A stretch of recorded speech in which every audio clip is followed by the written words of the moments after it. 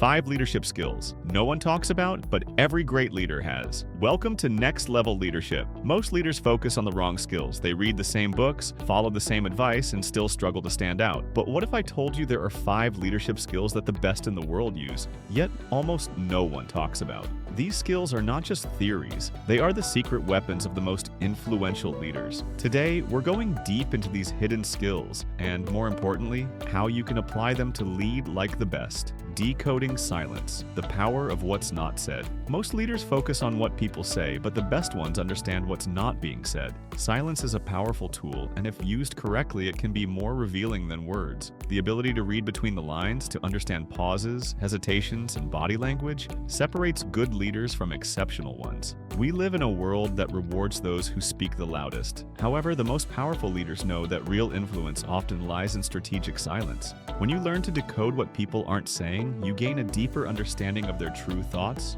fears, and motivations. Tim Cook, the CEO of Apple, is known for his ability to use silence strategically. In high-stakes meetings, he deliberately leaves long pauses after asking questions. This forces people to think deeply before they speak, and often leads to more truthful and insightful responses. Many employees report that they feel compelled to fill the silence, which reveals their real opinions and perspectives. Similarly, Barack Obama is a master of pauses. His slow, deliberate speaking style gives weight to his words and makes his audience hang on to every sentence. He doesn't rush to respond. Instead, he listens carefully, processes information, and delivers responses with calculated precision. After asking an important question, resist the urge to fill the silence. Let it linger. Pay attention to nonverbal cues. Are people crossing their arms, avoiding eye contact, shifting in their seats? Silence can be a negotiation tool. When you say less, you hold more power. If someone gives a quick answer, ask yourself, what are they avoiding? Use silence to command attention. The longer the pause before you speak, the more authority you project. Anticipatory thinking. Predicting the future before it happens. The best leaders don't just react to problems, they anticipate them before they happen. They develop a mental radar that allows them to foresee opportunities and threats before anyone else. This skill allows them to stay ahead of the competition and shape the future instead of merely reacting to it. Most people only deal with problems when they arise. Great leaders, however, operate in the future. They think 5, 10, or even 20 moves ahead, predicting changes before they become obvious to everyone else. Sheryl Sandberg, former COO of Meta, Facebook, was one of the first executives to push for social media monetization. While others saw platforms like Facebook as mere social tools, she predicted that businesses would one day depend on digital advertising. Under her leadership, Facebook became an advertising powerhouse, generating billions in revenue. Howard Schultz, the visionary behind Starbucks, anticipated the rise of gourmet coffee in the US long before it became mainstream. At a time when people were content with standard coffee, he saw the potential for a premium experience. His foresight turned Starbucks into a global brand. Always ask, what's coming next? What's the next big shift in my industry? Use data tools like Google Trends to spot upcoming patterns before they go mainstream. Play out multiple future scenarios in your mind. If X happens, what will be the consequence? Develop contingency plans for different situations. The best leaders prepare for multiple outcomes. Think in probabilities, not certainties. No one can predict the future with 100% accuracy, but you can prepare for likely possibilities. Energy management, overtime management. Most leaders try to manage their time with packed calendars, but the most effective ones manage their energy instead. It's not about working more hours, it's about working when your energy is at its highest. Leadership is a game of stamina, and those who manage their energy strategically perform at a much higher level. Time management is a flawed concept. The reality is we all have the same 24 hours in a day. What separates top performers from average ones is how they manage their energy levels throughout the day. Richard Branson, the billionaire founder of Virgin Group, structures his day around his energy peaks. He schedules his most critical tasks in the morning,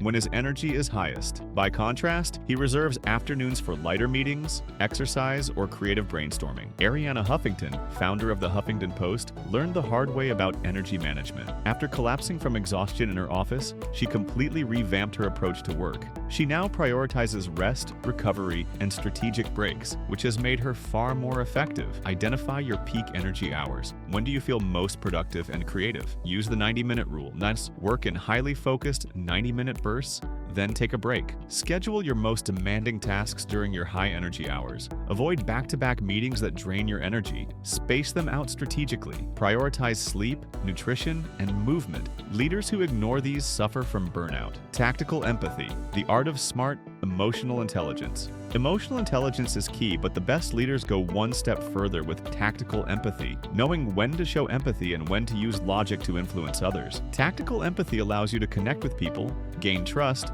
and make smarter leadership decisions. In leadership, too much empathy can be as dangerous as too little. Great leaders know when to listen, when to sympathize, and when to shift to pure logic. Angela Merkel, former Chancellor of Germany, demonstrated incredible tactical empathy during the European refugee crisis. She balanced compassion for refugees with the political realities of integrating them into society. Oprah Winfrey built her empire on the ability to emotionally connect with people. Her interviews show a deep understanding of human emotions, allowing her to get people to open up in ways others can't. Listen more than you speak in key meetings. Use phrases like, "If I were in your position, I'd feel the same way," to build trust. Learn when to switch between empathy and logic depending on the situation. Observe people's emotions, but don't let them dictate every decision. Balance emotional connection with business strategy. Reframing failure, turning setbacks into strengths. Great leaders don't just learn from failures, they turn them into strategic advantages. Every setback is an opportunity to refine, adapt, and come back stronger. But the difference between good and great leaders is their mindset toward failure.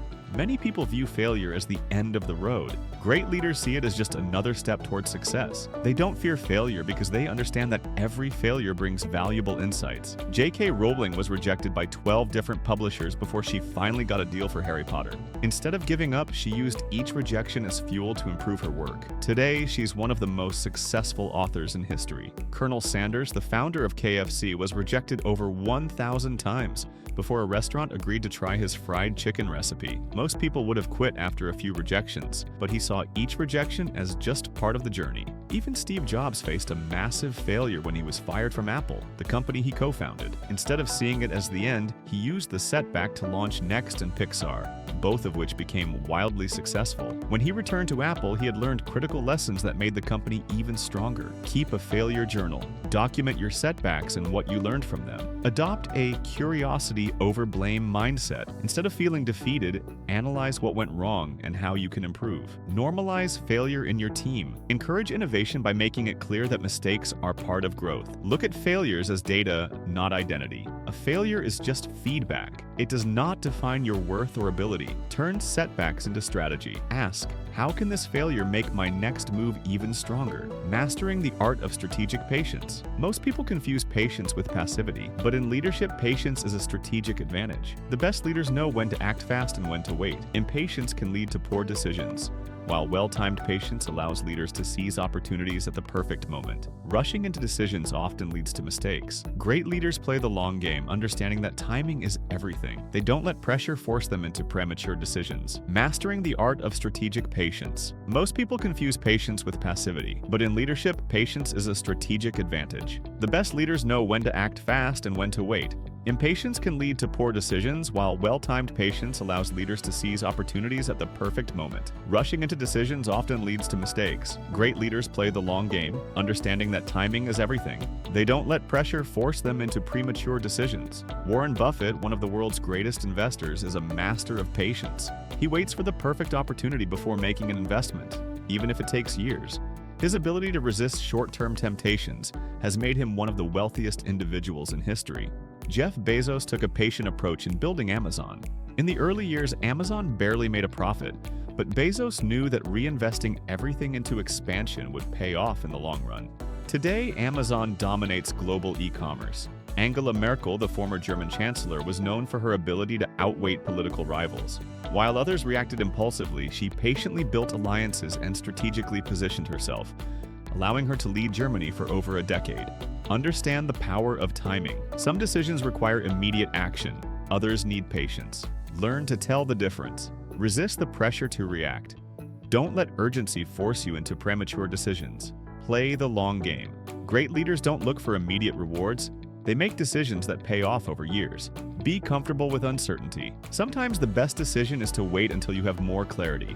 Learn from the masters of patience. Study how leaders like Warren Buffett, Jeff Bezos, and Nelson Mandela used patience to their advantage. Conclusion: are you ready to lead like the best? Leadership is not about having a title or authority. It's about mastering the skills that truly make an impact. The 5 hidden skills we've explored separate average leaders from extraordinary ones. The question now is, are you ready to implement them? Every great leader started somewhere. The difference between those who stay average and those who rise to the top is action. You now know the hidden skills that world-class leaders use. Will you start applying them today? If this video gave you a new perspective on leadership, let me know in the comments. Which of these skills will you start using first? And if you want to keep growing as a leader, make sure to subscribe to Next Level Leadership for more insights that will take your leadership game to the next level. The world needs great leaders. Make sure you're one of them.